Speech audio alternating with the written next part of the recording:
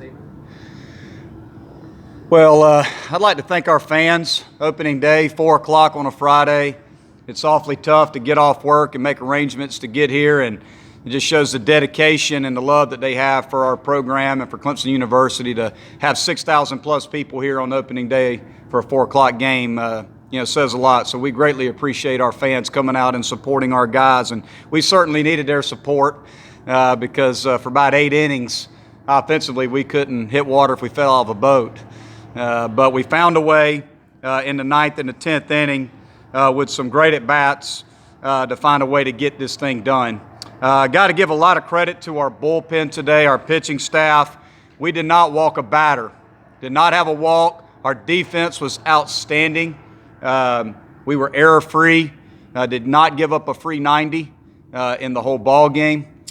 So got to give our pitching and our defense a lot of credit. Bullpen was unbelievable. And then in the 9th inning, we talk about toughness all the time and competitiveness in our program. 2 outs, we're down 4-1. And Beer gets hit by a pitch. Williams doubles. Jolly, does what Jolly does. He gets in a 2-strike count. He keeps fighting and fighting and fighting. And base hit, 2-run score. Pinch run for him, put Sam Hall in, one of our freshmen, good athlete. And my heart fell down to my stomach when he was running, but we had to do it. We had to run right there to try to score on a single to tie the ball game. So it was a gutsy call, to steal the bag. Got to give Coach Starbuck credit there. And we tied up on a pass ball. And next thing you know, it was, again, competitive at bats in the 10th. True freshman Bryce Teodosio, 2 strikes on him, double. Logan Davidson, 2 strikes on him, playing the game the right way. Hits a ground ball to second base to move the runner over. Then a couple freebies. Next thing you know, Chris Williams, 2-strike count, base hit to walk them off. So just proud of our guys. I know that we've struggled a little bit on opening day around here for the last few years, but our guys never wavered. They never wavered. We remained calm in the dugout even when we were down by a few runs. Our guys continued to compete and pull for each other. And we put together really good at-bats there at the end, along with some great pitching and defense, and found a way to get the win here in Game 1. Coach Chris, injured at the end of last season, made his return with a vengeance. How valuable to have a guy like him behind Seth when they're going to intentionally walk in the bunch? Well, Chris Williams is a really good hitter. He's a guy, when healthy, he's one of the better offensive catchers in the country, and he has the ability to go over to first base and be an above-average defensive first baseman. But he is a dangerous hitter. He's a guy that I think has a chance to hit for a long time in this game just because of what he can do. He can hit for power, and he can hit with 2 strikes. He's never out of the at-bat with how he competes and how good a hitter he is. So he had some huge at-bats for us tonight, and awfully proud of him. Was Robert Jolly's his hit there, was that kind of indicative of his career? It comes in the way he's just always a fighter? It is, and that's and honestly, with the left-handed starter, going against us today, I had a really hard time, just trying to figure out with a couple different spots in the lineup what I was going to do, and I said, I've got to put somebody behind Chris Williams in the 5-hole that can give us competitive at bats. Because that 5 spot in the lineup, it's amazing if you watch the game how many times he comes up with a runner at second base and 2 outs. It just seems to happen because 3 and 4 will clean up on some sac flies and RBIs, and the 5-hole guys got to be able to give you a two out single, double, and drive a runner in. And that's why we put Robert in there, because he gives you quality, competitive at bats. And he kept us in the ball game. He gave us a chance.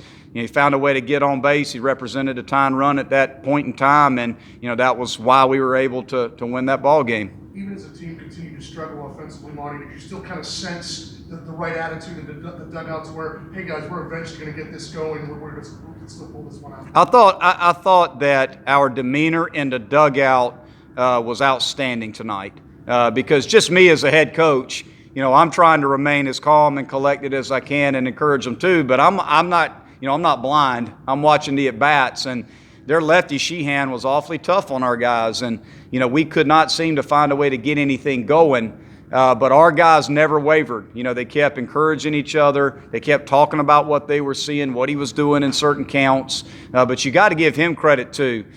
He's really good. He could pitch on anybody's staff. But no, I thought our demeanor in the dugout was really good, and they could sense it. Our guys could sense it when we found a way, to get the tying run on base. Our guys could sense that we were going to find a way to get it done, and very proud of them tonight. Coach, quite a debut by Bryce, both in the field and at the plate tonight. Big shoes to fill, of course, with Chase Pender, but how pleased are you with his performance, and do you think we might move him up a little bit in the lineup? Well, there's a reason that Bryce Teodosio started in center field for us tonight, and first and foremost, being a true freshman to play in center field, a premium defensive position, that's asking an awful lot of a young man, but he's extremely tough. I mean, this is a tough kid. He is my kind of player. So we went with toughness. You know, we felt like he could handle this moment.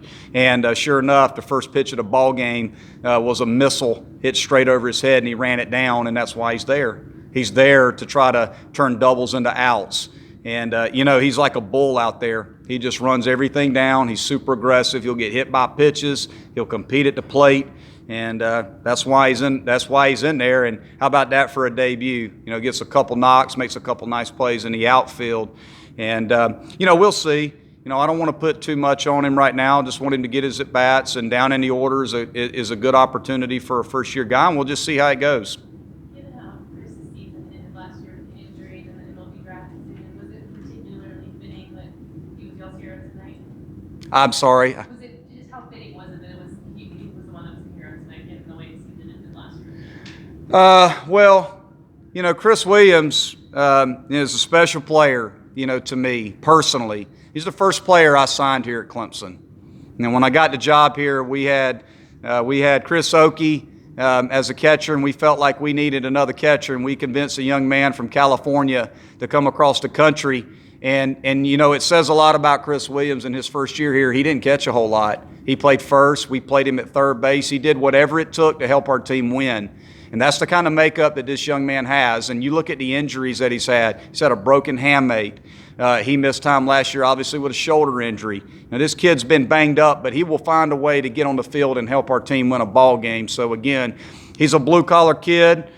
He plays the game like it's a sandlot game. He's always talking, always having a lot of fun, and he'll do anything to help us. So he's a special kid to me, and when he walked up to the plate, I even told him, I said, they're going to walk Seth right here to pitch to you, and he kind of laughed. I don't know if he believed that they were going to do it, but I said, they're going to walk him to pitch to you. And all I was trying to do is tick him off a little bit so he had put some good swings on it. So, it's always good having Chris come up because of what kind of threat he is at the plate. You had a rather long meeting with Jacob right before the 3-run homer. Were you just going over approach with him, or were you just, going over the fact that were you possibly going to go ahead and remove him at that point? Yeah, we were just really just trying to talk about, they were getting ready, to see him for a third time. So we were just trying to figure out, again, who was coming up and when was going to be the right time to make a move, because they were putting some pretty good swings on him. But the bottom line is with Hennessy throws strikes. He probably didn't throw up his best stuff tonight, but the thing about Jacob's always going to give you a chance because he throws strikes. And 3 pitches in the strike zone, that's all you can ask for. And if you look at his start, he wasn't at his best, but he only gave up 3 runs, and he struck out 6 in 4 1/3. So, he gave us a chance. The story of the game for me, for us, was we were in that position because Sheehan was doing such a good job against us. Even if Hennessy was at his best, we were still having trouble with Sheehan. So our bullpen was going to have to win that game for us and hold them right there to give our offense a chance late in the game. You mentioned earlier the lack of success that y'all had on opening days when everything's first win since 2013. Mm-hmm. Obviously, there's a lot of baseball still to play. Oh, yeah. But how can this win carry through, hopefully, this series into the next couple weeks? Well, anytime you win a ball game in this fashion, it's going to build nothing but confidence for your ball club, because they're going to be able to look at the experience tonight and say, hey, look, we were down by 3 runs with 2 outs in the ninth, and we found a way to get it done. And our guys have done that a lot here, so there's a belief system in our program with our players because of the experience of having done that before. It's opening day. Opening day, it obviously is very exciting for the fans, but, we talk a lot to our players about not making any more about opening day than any other game, in any other practice, any other day. Every day here at Clemson is important. So we don't spend a lot of time talking about opening day being any different. We get 56 of these to play, and they all count the same. So, I'm glad that opening day is behind us so that we can get into a little bit of rhythm, and we can find a way to carry this into tomorrow and into the next game. But it is good to get a win on opening day, because I'm tired of hearing people tell me, about, well, you guys seem to struggle on opening day. The bottom line is the team in the other dugout has just happened to play better than us on opening day, over the last few years. So I haven't made that much out of it. But it is good to get a win in this fashion, just so we can quit talking about that.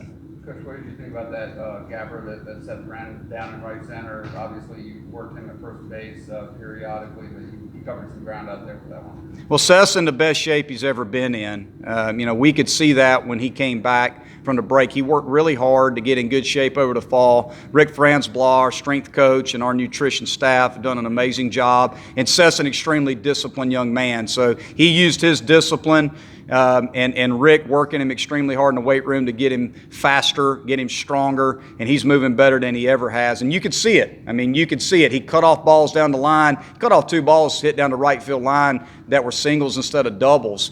I don't know if he gets to those balls in time to hold a runner to first base in the last couple of years. He ran a ball down in the gap. When that ball was hit, I knew it was an out. If it held up, that Seth was going to be able to get to it. He's just moving better. He's running the bases better. He's a better defender. I think he's a more complete player right now than he has been in the past, because he can do different things like play defense and run the bases besides being an elite hitter.